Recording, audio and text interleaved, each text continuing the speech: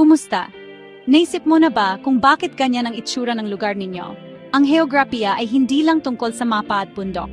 Ito ang sikretong sangkap na humuhubog kung paano lumalaki at umuunlad ang ating mga komunidad.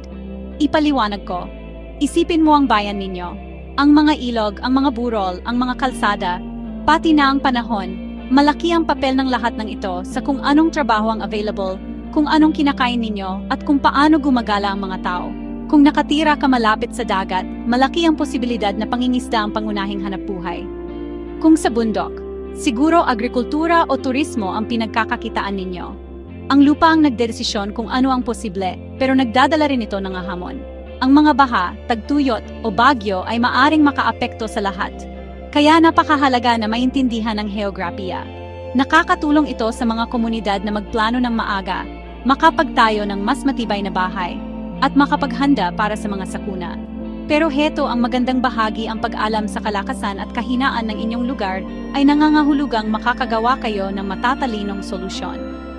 Maraming araw, pwede kayong mag-solar power. Maraming ulan, baka pagtatanim ng palay ang bagay sa inyo.